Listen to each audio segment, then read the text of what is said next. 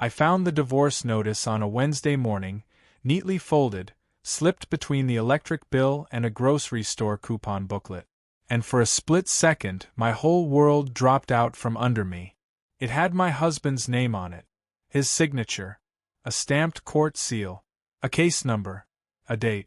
I remember staring at it, unable to breathe, running my thumb across the embossed edge of the seal, because it felt real, painfully real. Real enough that my hands began to shake, and the kitchen tiles underneath me seemed to tilt as if gravity itself was collapsing. But that wasn't the shocking part. The shocking part came 20 minutes later, when my husband, Aaron, walked through the door, still wearing the jacket he had left in an hour earlier, and froze when he saw me holding the papers. And then he whispered, "Oh my God, she actually did it." Not, "What is that?" Not, "Where did you get that?" Not, "This is fake." Just, "She actually did it." That was the moment I realized something was deeply, catastrophically wrong. And that my husband's ex-wife, Sienna, was not finished with him. Not even close. And while I'm getting started, don't forget to subscribe. This is where we'll find the wildest family dramas, real-life revelations, and stories you won't be able to tear yourself away from. My name is Lena. I'm 31 years old, a middle school art teacher, a calm person by nature, someone who believes in communication, patience, and not jumping to conclusions. I grew up in a quiet home, the kind where conflict wasn't shouted across rooms but swept quietly under the rug. I used to think that was healthy. I used to think avoiding conflict meant a peaceful life. But peace, I learned, means nothing when people lie. When people manipulate. When people quietly rewrite reality behind your back. Before all this, I was someone who trusted too easily. Who forgave too quickly. Who believed that love was enough. My husband, Aaron, used to say that my softness was the thing he admired most about me. He didn't know that softness becomes a curse when you're dealing with someone who knows how to twist the knife gently. Aaron was complicated. Tall, charismatic in a reserved way, with that quiet strength that made me feel safe. When we first met, he had the calm emotional maturity of someone who had been through the storm and come out wiser. Or so I believed. He had been married before, to a woman named Sienna, a glamorous, sharp-tongued marketing executive who, according to him, liked drama the way plants like sunlight. They had divorced 2 years before he and I got together. He told me he had no contact with her. He told me she had moved states. He told me she was history. But as I would learn, she was watching us. She had always been watching. My hands tightened on the papers. "You knew she might do something like this?" I asked, my voice cracking. Aaron rubbed his forehead, pacing the kitchen. "It's complicated. Complicated. The single worst word in the English language." "Explain," I demanded. "I think she's been trying to reach me," he said reluctantly. "Emails. Messages. From weird accounts. Nothing direct." I ignored all of it. Ignored. He hadn't mentioned it. He hadn't warned me. He had just let it simmer quietly, like a pot about to boil over. "And you didn't think that was worth telling your wife?" "I didn't want to worry you. But I was worried. I was terrified." I shoved the papers back toward him. "Is this real?" He scanned them. "No," he finally said, exhaling. "This is fake. The seal, the formatting, she must have used some template. But it's extremely convincing." The room felt colder. My skin prickled. "So why would she send this to you?" I whispered. Aaron swallowed. "She told me once, back when things were ending between us, that if she ever changed her mind, she wouldn't let something as small as a new relationship stop her." My throat closed. "And did she change her mind?" He looked at me. Guilty. Haunted. "I think she's trying to get me back." That night I couldn't sleep. Every time I closed my eyes, I saw the papers, the seal, Aaron's expression when he saw them. The lack of surprise. The fear. I picked up his phone while he slept beside me. I'm not proud of it, but I also don't regret it. The messages were hidden in a folder labeled spam. But they weren't spam. They were deliberate. From unknown number. You don't belong with her. You know it. Another. When you're ready to come back, just say the word. Another. I can make the divorce easier for you. I still remember how to handle the paperwork. My chest tightened. She wasn't just texting him. She was manipulating him, pushing, poking, testing the boundaries of his silence. And he had told me nothing. Not even a warning. The next morning, I sat him down. Aaron, if she keeps contacting you, we need to do something. Block her. Tell your lawyer. File something. I know, he murmured. But if I respond, even to tell her to stop, that's giving her what she wants. So you'll just let her harass us? She'll get bored eventually. I stared at him. That's your plan? Wait it out. He didn't answer. Because it wasn't a plan. It was avoidance. Fear draped in passivity. I felt something shift inside me. A quiet, cold anger. A line between patience and self-respect. I'm not living like this, I told him. But I think he already sensed that this was only the beginning. It started with the fake divorce notice. But it didn't end there. A week later, a letter arrived addressed directly to me. My hands trembled as I opened it. Inside was a single sheet of glossy paper. A printed screenshot of Aaron and me on our wedding day, taken from Facebook. Across the bottom, in red marker. He looked happier the first time. I sat down on the floor. I didn't cry. I didn't scream. I just felt numb. When Aaron saw it, he looked like he might throw up. She's unhinged, he whispered. I had no idea she'd go this far. But at that point, something else began to gnaw at me. A small, poisonous thought. Why is she so confident? Why is she so sure she can get him back? Did something happen during the divorce that he never told me? Trust cracks quietly. Silently. Until suddenly, it isn't trust at all. Just dust slipping through your fingers. One night, after another argument where Aaron insisted, it'll stop soon, I went to sleep early. Or pretended to. At 1:17 a.m., I opened his laptop. This time, I wasn't looking for messages. I was looking for lies. I didn't want to find anything. But I did. In his archived folder, emails from a private address. From Sienna. I know you didn't mean to hurt me. We're not finished. I'll fix everything. Just give me time. And one more.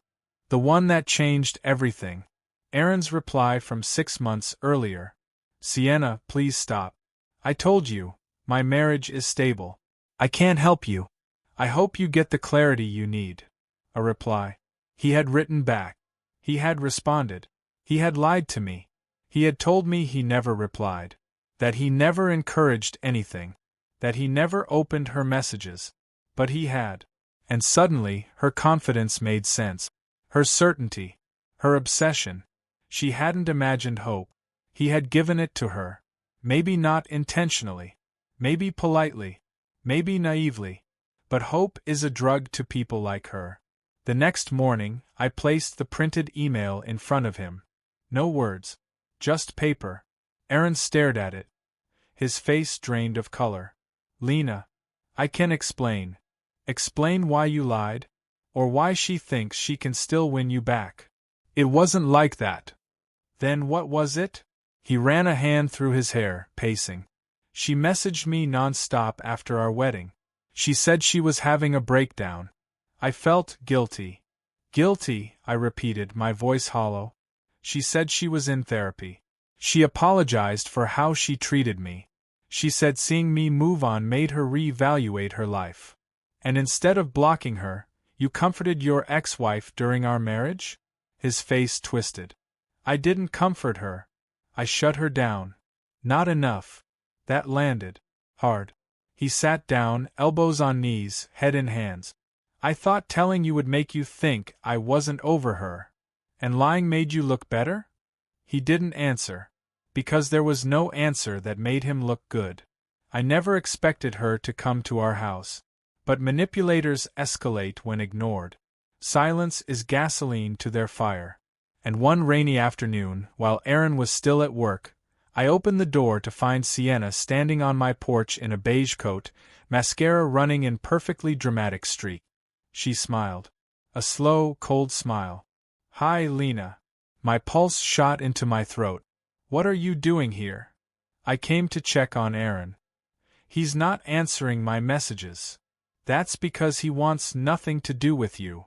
She laughed, like I had told the cutest joke. "Oh, sweetheart, he only says that in front of you." My stomach twisted.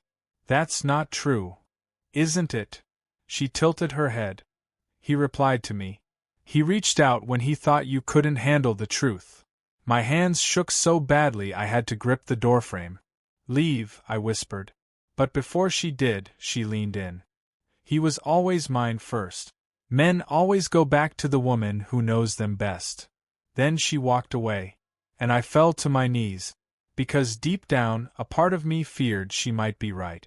When Aaron came home, dripping wet, I was still shaking. "She was here," I said. He froze. "What?" "She was here." His face contorted with rage I had never seen. "What did she say?" he asked. "What do you think she said?" He slammed his hand against the counter. "That's it. I'm calling my lawyer. I'm filing a harassment claim. I'm done being polite." And for the first time, I believed he was genuinely terrified. Not for himself. For us. But the damage was already done.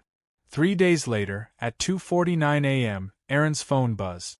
He was asleep. I wasn't. A text appeared on the lock screen from her number. I only saw a preview. "I'm ready when you are. Just say the word. When you are. Not if. When." Because she was waiting. Confident. Certain.